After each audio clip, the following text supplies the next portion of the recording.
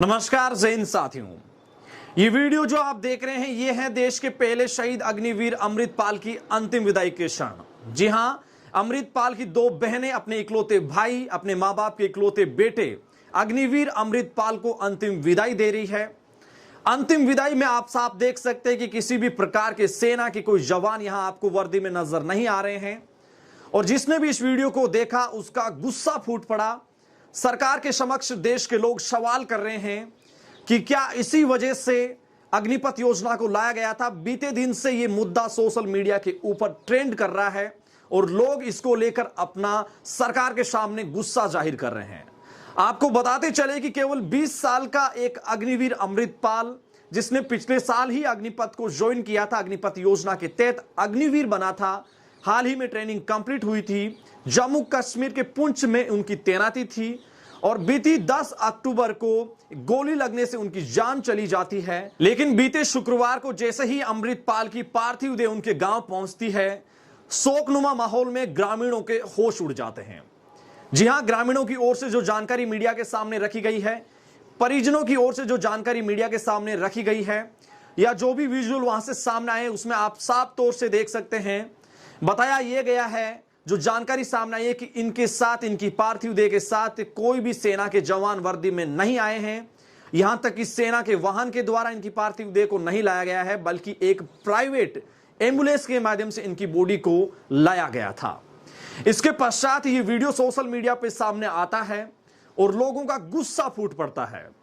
भले ही आपकी नजर में ये एक अग्निवीर होगा, आप इसको किसी भी पॉइंट ऑफ एंगल से देख सकते हैं, लेकिन इसका बलिदान देश के बॉर्डर पे हुआ है, इसने शहादत देश के बॉर्डर पे दी है। और इसी को लेकर लोग ये सरकार से पूछ रहे हैं कि क्यों इस अग्निवीर अमृतपाल को सैनिक सम्मान नहीं दिया गया। आपको बताते चलें कि शहीद अग्निवीर अमृतपाल, जिसको हम शहीद के नाम से संबोधित कर रहे हैं, लेकिन वर्तमान नीतियों के तहत इनको शहीद का दर्जा प्राप्त नहीं है। अमृतपाल, जिसकी उम्र केवल 20 साल है, अपने मां बाप का इकलौता बेटा था। पिछले साल सेना को उन्होंने ज्वाइन किया था। सेना में जाने को लेकर उनका जुनून बहुत ज्यादा था। बीते साल 10 दिसंबर को उन्होंने भारतीय सेना को अग्निपथ योजना के तहत अग्निवीर जो वो बने थे। उसके पश्चात हाल ही में सितंबर माह में उनकी ट्रेनिंग कंप्लीट हुई थी और यहां तक कि अपने परिजनों से उन्होंने बात भी की थी और अक्टूबर माह में एक पारिवारिक शादी में आने का वादा किया था। छुट्टी भी बता रहे हैं कि लगभग कंफर्म हो गई थी।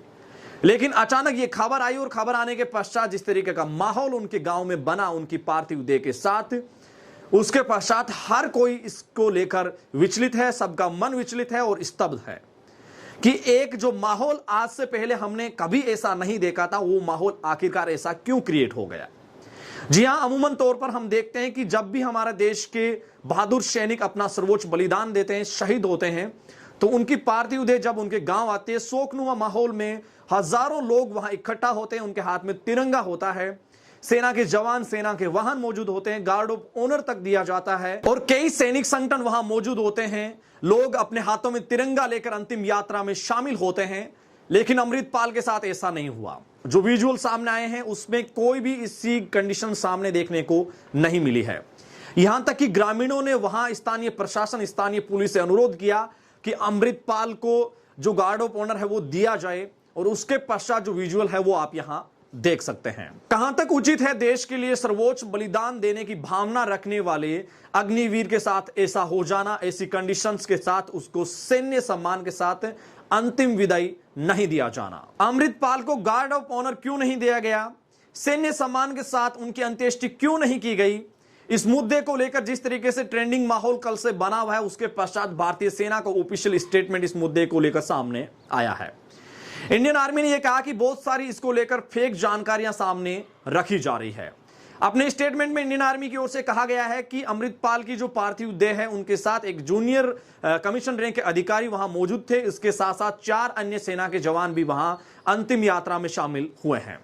साथ ही उनकी ओर से अपने स्टेटमेंट में यह जानकारी भी सामने रखी गई है कि अमृतपाल की जो पार्थिव देह है एक प्राइवेट एम्बुलेंस के माध्यम से उनके गांव तक पहुंचाई गई है और उनकी मृत्यु का कारण उनके द्वारा पहुंचाई गई चोट है।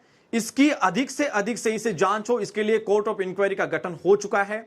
ऐसी स्थिति में वर्तमान जो नीति है इसके तहत इनको गार्ड ऑफ ऑनर या सैनिक जो सैन्य सम्मान होता है उसके साथ अंत्येष्टि नहीं की जा सकती।